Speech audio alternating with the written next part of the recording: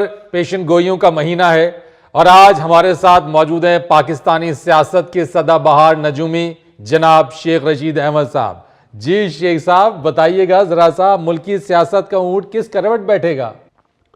माफ कीजिएगा, मैं कोई नजूमी नहीं हूँ। आप मुझे सियासत का नब्बाज कह सकते हैं। अच्छा, यानी मैं सियासत की नब्ज देख के ये बताता हूँ कि क्या होने जा रहा है। आपने मुंह भर के नजूमी मुझे ऐसे कह दिया है जैसे मेरे कंधे पे फाल निकालने वाला तोता देख लिया है। याद आया शेख साहब, वो तोता किथे जे वो ਜਿਹੜਾ ਫਾਲਾ ਕੱਢਦਾ ਸੀ ਉਹ ਕਿਤੇ ਚਿੱਲਾ ਕੱਟਣ ਤੋਂ ਬਾਅਦ ਵੇਚ ਨਹੀਂ ਦਿੱਤਾ। ਗੌਰੀ ਭਾਈ, ਸ਼ੇਖ ਸਾਹਿਬ ਵਰਗੇ ਨਜੂਮੀ ਅਗਰ ਤੋਤੇ ਕੋਲੋਂ ਫਾਲ ਕੱਢ ਕੇ ਤੇ ਉਹਦੀ ਕਿਸਮਤ ਦਾ ਹਾਲ ਦੱਸਣ ਤੇ ਪਿੱਛੋਂ ਤੋਤਾ ਕਹਿ ਰਿਹਾ ਹੁੰਦਾ ਹੈ ਭਾਈ ਝੂਠ ਬੋਲਦਾ ਜੇ। फरीद साहब, मैं माफी चाहता हूं, आप इस तोते की गवाही ना डाल लीजिएगा। बात यह है भाई कि मैं तो सियासत में अपना मुशाहिदा बताता हूं। अब लोग उसे पेशन गोई समझते हों तो समझते रहें, और ये काम कोई माहिर इमराज सियासियात या कोई हकीमुल सियासत ही बता सकता है। लेकिन यहाँ ये जहन में रखिएगा कि ये काम भी कोई आसान काम नहीं है। इसके लिए चिल्ले काटने पड़ते हैं, सोचना पड़ता है, गौर व फिक्र करना पड़ता है। आपको नहीं यकीन तो आप गोगा जी से पूछ लें। शेख साहब, मेरा चिल्ले के साथ क्या वास्ता है? ये वास्ता तो तुम्हारा सोचने से भी नहीं है। और शेख साहब गोगे को गोली मारें, ये बताएं मुज़ाकरात का क्या बनेगा? वो कोई खुदा का खौफ खाएं फरीद साहब, क्यों आप मुझ पे एक और केस डलवाना चाहते हैं? मेरे ऊपर तो पहले ही इतने केस हैं और ऐसी ऐसी जगह पे हैं जिन जगहों का मुझे नाम भी मालूम नहीं है। एक केस पे तो चंद दिन पहले फर्दे जुर्म भी आयद हो गई है। वही केस ना शेख साहब जिसमें आपकी बानी पीटीआई से मुलाकात भी हुई है, कैसी रही मुलाकात? जो हो ना सकी बात वो चेहरों से आया थी, हालात का मातम था मुलाकात कहाँ थी। शेख साहब, वो आपसे मुलाकात का पूछ रहे हैं, आपने उर्दू का पीरियड शुरू कर दिया।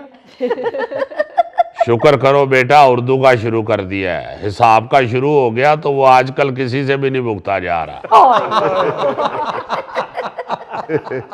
इसीलिए शेख साहब आजकल आप हर बात शायरी के पर्दे में रहकर कर रहे हैं। आखिर आप अपने अल्फाज में खुलकर बात क्यों नहीं करते हैं? हाँ जी फरीद साहब, बात यह है कि आप शक्ल से इतने कूड़ भी नहीं लगते। आपको नहीं पता कि ऐसे क्यों हो रहा है।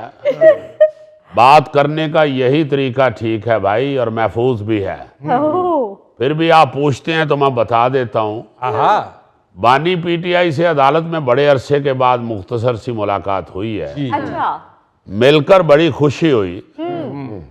वो मुझे देख के जज्बाती हो गए और बगलगीर भी हुए, और उन्होंने मेरा बोसा भी लिया, जैसे आप प्यार से पुम्मा भी कह सकते हैं। चलो शुक्र करें कि इस कड़े वक्त में किसी ने आपका पुम्मा भी लिया है।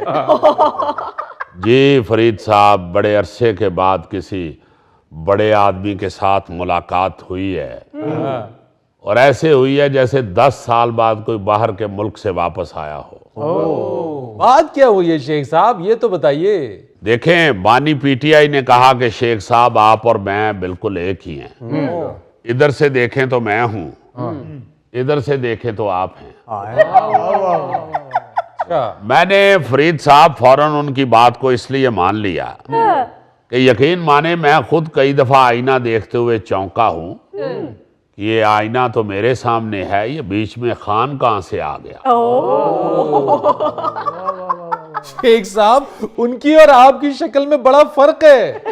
देखें फरीद साहब, शक्लों में फर्क है, विजन तो एक है ना, सोच तो एक है, मंजिल, रास्ता और सफर तो एक है। फर्क सिर्फ इतना है कि ऐसे कठिन रास्ते पे मैं हेलमेट पहन लेता हूं, और खान साहब हर कठिन रास्ते पे भी बगैर हेलमेट के कच्चे पर उतरने से नहीं घबराते। अच्छा, बात क्या हुई शेख साहब, ये तो बताएं। वो पूछ रहे सन जी संघाड़े मंडी जाए ना कि हले नहीं आए। जाहिर है बात सियासत पे ही होनी थी, मुझे देख के उन्होंने आह भरी और कहने लगे, शेख साहब जो हुआ सो हुआ, अब मैं और आप एक हैं। वाह और आप समझते हैं कि 1 और 1 11 होते हैं। वाह। इसलिए मैं समझता हूं कि पीटीआई के अब पहले 10 लीडर तो फारग समझे, क्योंकि खान साहब ने कह दिया है कि 11 सबसे अहम है। वाह जी वाह। कहने लगे, शेख साहब अब हमें कुछ करना पड़ेगा, क्योंकि ये हुक्मरान किसी तरह सुधरने वाले नहीं है। वैसे भी जितना काम इनसे लेना था वो